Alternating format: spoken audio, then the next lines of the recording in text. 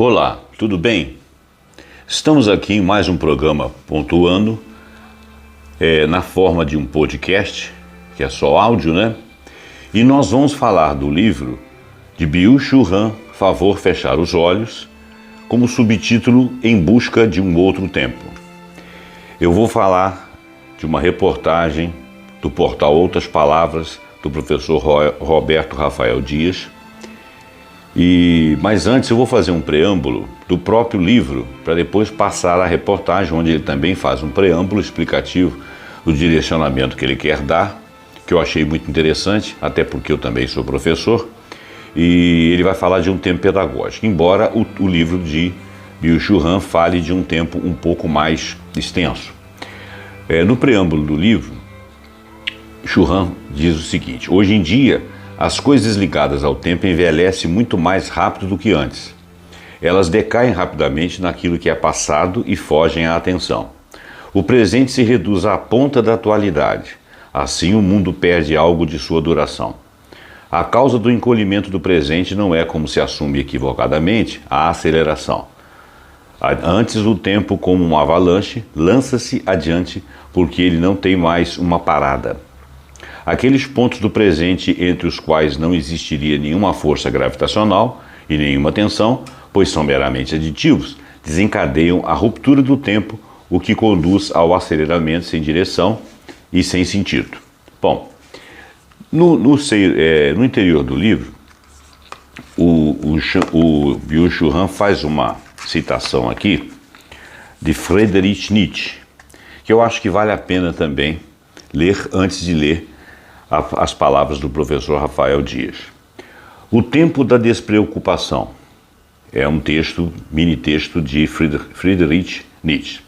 A quem foi concedida uma manhã ativa e tempestuosa da vida, de quem a alma foi tomada no meio-dia da vida por uma curiosa compulsão por tranquilidade que pode durar por luas e anos, ou seja, tudo se torna silencioso à sua volta, as vozes soam cada vez mais distantes, o sol brilha vertiginosamente sobre ele. Em uma clareira escondida da floresta, ele vê o grande Pan dormindo. Todas as coisas da natureza adormecem com ele, uma expressão da eternidade no rosto. Assim lhe parece ser. Ele não quer nada, não se preocupa com nada, seu coração está em repouso, apenas seu olho vive, é uma morte de olhos abertos. Ele está falando aqui, Friedrich Nietzsche, está falando da contemplação. Então, esse texto ele está dentro do contexto da vida contemplativa, que foi o meu último vídeo, meu último podcast. Bom, então agora vamos passar a crítica ao aceleracionismo pedagógico. Crítica ao aceleracionismo pedagógico. Palavras do professor Roberto Dias. Esse estranho paradoxo, esforço para tornar a escola mais reflexiva, são devastados pelas pressões, pelo desempenho. José Roberto dizendo, lembrando que nós vivemos na sociedade do desempenho, que é a sociedade do trabalho ininterrupto, do cumprir metas. No novo livro de Byung-Chul Han, o filósofo, ajuda a entender o porquê imaginar como alternativa uma revolução temporal. Então, esse texto é de Outras Palavras, do portal, escrito pelo professor Roberto Rafael Dias da Silva. Ele foi feito em 2021. Esse livro de Byung-Chul Han foi originalmente publicado em alemão e chegou aqui a nós, publicado em 2022.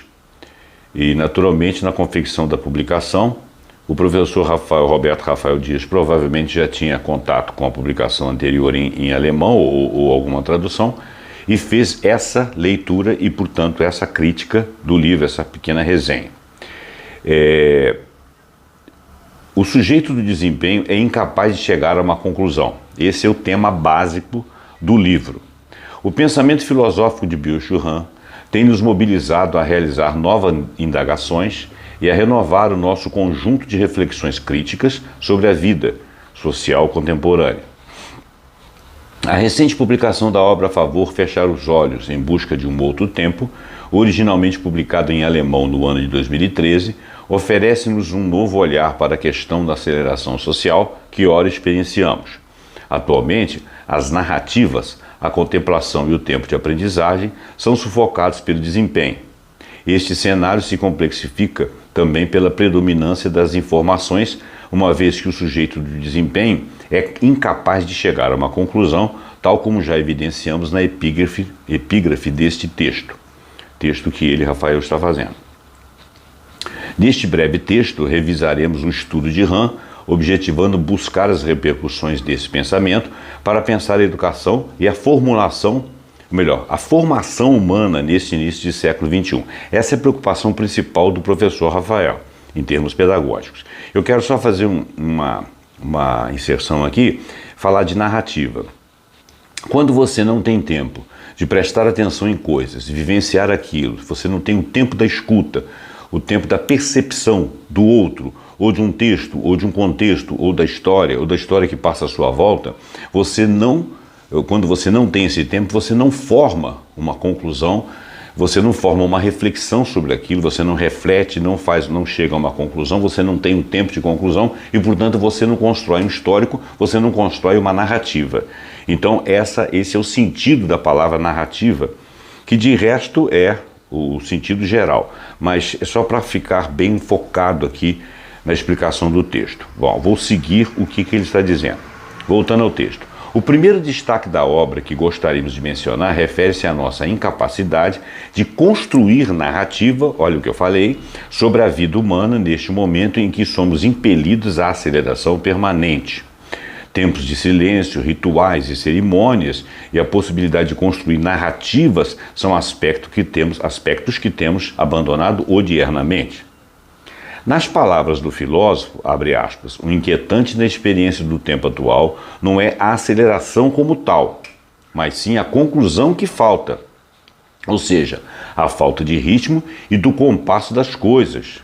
Porque as coisas têm ciclos, têm ritmos, têm experimentações diferentes, inclusive na visão de outros. Quando nós estamos em comunidade, nós percebemos que nós verificamos e refletimos sobre coisas e outras pessoas em outros pontos de vista, de outros referenciais, refletem coisas similares que acabam por ajudar a construir o nosso histórico, o nosso entendimento e a nossa narrativa posterior. Voltando ao texto.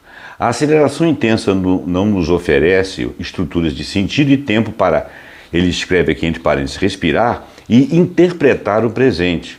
De acordo com essa perspectiva, a rápida alternância das imagens típicas da cultura digital, ele está falando aqui da cultura dos leads que você vai passando no Instagram, no Facebook e outras plataformas, ou mesmo até do próprio YouTube, onde você faz rápidas leituras sem construção de um sentido e objetivando o que o texto ou o subtexto está ali implícito.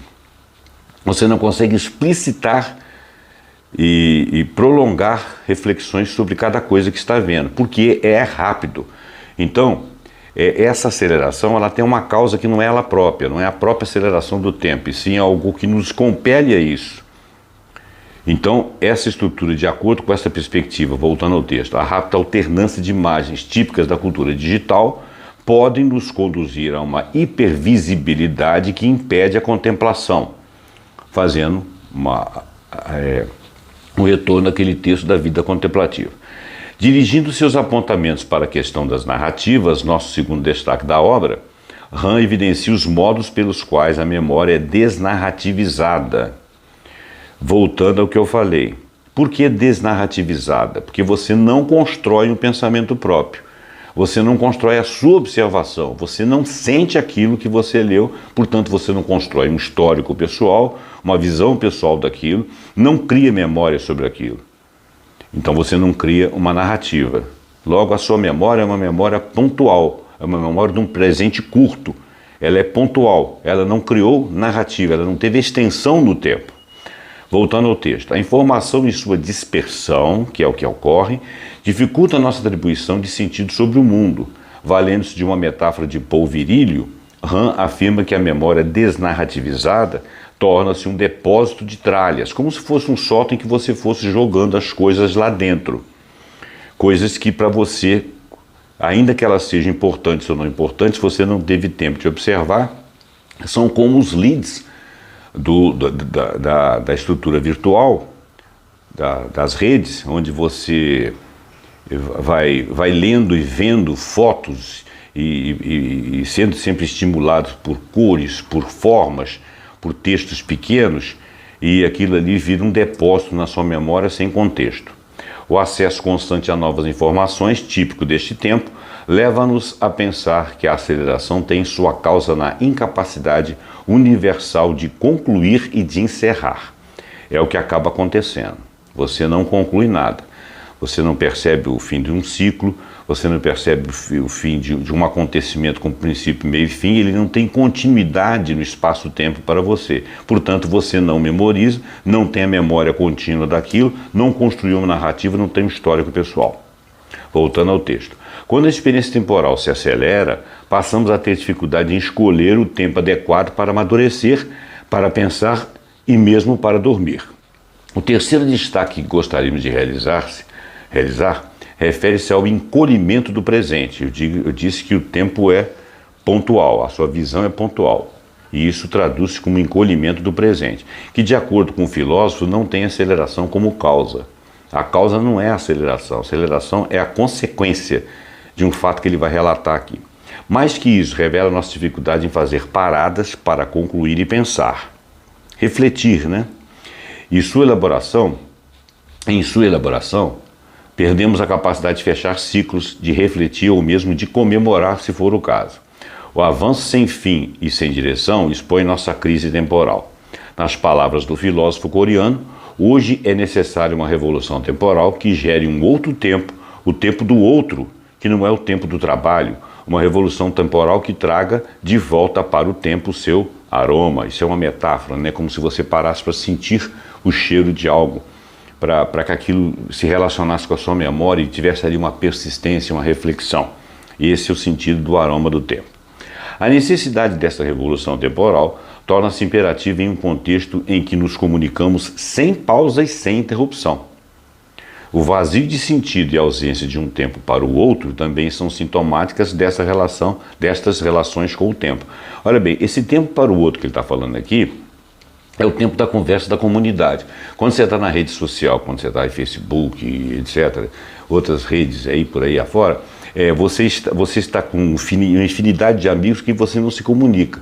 As mensagens são pontuais, você não tem uma relação reflexiva com aquela pessoa, você não dá tempo para ela te falar, ela não tem tempo de te ouvir, vocês não se comunicam, vocês não se conhecem, vocês não são um para o outro, vocês são pontuais no presente, não ocupam espaço, né? Então, nisso aí redunda o vazio do sentido e a ausência de um tempo para o outro, né? O tempo que você não visualiza o outro dentro de uma comunidade existente, também são sintomáticas dessa relação com o tempo.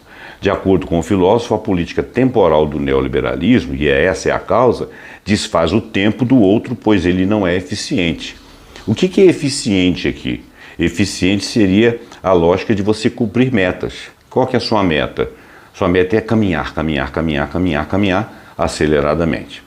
As provocações que se derivam deste pequeno livro são intensas e inescapavelmente conduzem-me, o professor Rafael, a uma reflexão pedagógica. Por quê? Porque ele e eu somos professores, então eu também faço reflexões do campo da pedagogia, embora ele deva ser provavelmente do campo da pedagogia explicitamente, eu não deixo de ser também porque sou professor. Mas vamos percorrer 2 percursos para esta reflexão, tratados nos 2 tópicos 1 e 2 abaixo, ele, Rafael, dizendo: as atuais políticas de escolarização estão atreladas a um paradoxo temporal.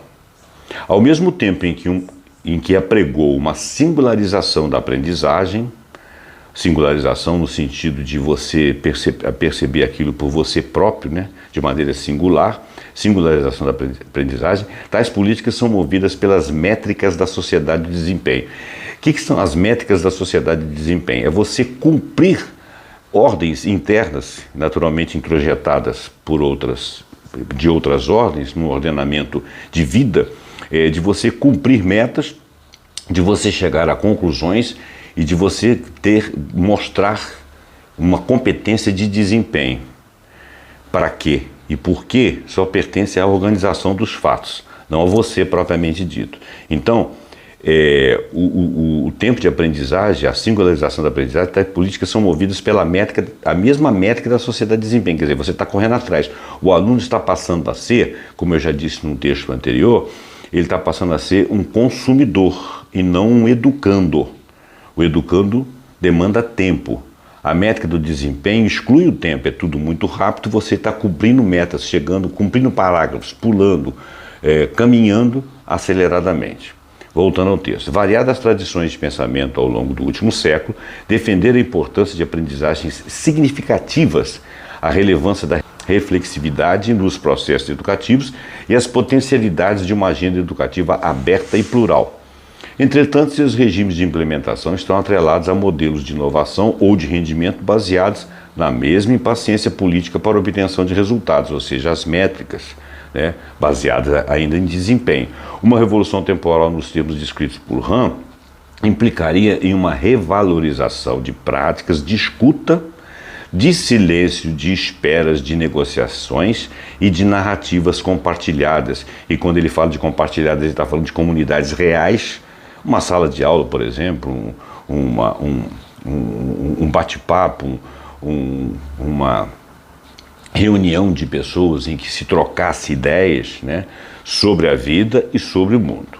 2. A proliferação das informações sem pausa e sem interrupção contribui para o desenvolvimento de novas subjetividades marcadas pela hipervisibilidade. Eu vou reler isto. A proliferação das informações sem pausa e sem interrupção, ou seja, no processo à maneira de um lead, contribui para o desenvolvimento de novas subjetividades marcadas pela hipervisibilidade. Educar crianças e adolescentes em tais condições favoreceu o processo de extrema publicização de seus cotidianos, de extrema estimulação e de muita inconstância na significação de suas vidas. Publicização porque as pessoas estão sempre sendo publicadas em seus desempenhos. E a vida das pessoas hoje é muito devassada, inclusive autodevassada através das redes. O argumento proposto por Hahn permite-nos revalorizar a espera do tempo bom pelo tempo de vida, pelo tempo do outro ou ainda pelo tempo do sono. Eu vou repetir. O argumento proposto por Hahn permite-nos revalorizar, quer dizer, nós teríamos que reestruturar isso tudo, a espera do tempo bom. O que é o tempo bom? É o tempo que você levou para aprendizar, para perceber, né? O tempo de vida, a sua vivência, a sua capacidade de penetrar na vida, sentir a vida está em você, como que você a percebe. O tempo do outro, quer dizer, você está em comunidade, ouvir efetivamente o outro e não apenas lê-lo rapidamente numa rede social. E o tempo do sono, que é o tempo do descanso. O sono, ele compartimentaliza as memórias, ele estrutura a memória, ele dá significado. Inclusive, quando você sonha, aquilo ali é uma forma de interpretação da sua vivência, da sua forma, não objetivamente ou subjetivamente, ainda que aquilo não faça sentido para você, para a organização da memória aquilo é crucial. São símbolos que você elege para poder continuar interpretando a vida. Então sono e sonho são tempos importantes. Nós não temos esse tempo ultimamente se nós observarmos bem. Voltando ao texto, no neoliberalismo vivemos sob fluxos permanentes, é verdade. Nunca terminamos nada, como afirma Deleuze, ao descrever sociedades de controle e, em termos pedagógicos, as métricas de desempenho somente conduzem a novas métricas de desempenho, quer dizer, falta o tempo de maturação, de aprendizagem, de construção de memória, de narrativa. A recente publicação brasileira, Favor Fechar os Olhos, de Byung-Chul Han, coloca-nos diante da exigência de repensar os nossos tempos educativos. A revolução temporal apresentada pelo filósofo instiga-nos a buscar outras formulações para essa questão. Uma das dimensões seria revalorizar o tempo do outro, que, em oposição ao tempo do eu, que isola e singulariza, o tempo do outro promove comunidade. É isso que ele está falando, nós não estamos convivendo. Nós estamos vivendo um ao lado do outro, mas não estamos convivendo significativamente. A busca por um novo tempo pedagógico na contramão da política temporal do neoliberalismo e seus regimes de aceleração pode nos mobilizar a trazer de volta para o seu tempo, para o nosso tempo, o aroma, o seu aroma. É assim ele finaliza. Embora ele tenha focado muito no regime pedagógico, ou seja, na escolaridade, na aprendizagem e tudo, isso tudo é válido para quem está na própria vida. A própria experiência de viver a vida, de fazer leituras, mesmo que você não esteja dentro de uma escola, dentro de uma reunião, dentro de um simpósio, em que demandaria tempo você olhar, observar, ver como que você se situa em relação àquilo ali. O texto é muito bom, o do Rafael. O texto de Byung-Chul Han é uma continuidade de seus trabalhos. Ele foca na sociedade do cansaço, na sociedade do desempenho, e nós aqui estamos falando de ter tempo, né? E eu vou finalizar o vídeo, o podcast, para que você possa fazer uma leitura. Espero que você tenha entendido, né? Vale a pena ler o livro. Nesse livro ele estende todos esses assuntos e generaliza, obviamente. O tema é geral, não é apenas no aspecto da escolaridade, da escolarização, mas é válido dentro desse âmbito da escolaridade, do regime de aprendizagem dentro da escola e fora dela também. E eu espero que você tenha gostado, que você tenha entendido. Vale a pena ler o livro, dê seu like nesse vídeo, deixe seu comentário, valorize o nosso trabalho, né? E até o próximo programa Pontuando, ou o próximo podcast, onde nós traremos algum assunto que eu e você acharmos muito interessante. Muito obrigado e até o próximo programa Pontuando, no seu podcast ou não. Muito obrigado. Tchau, tchau.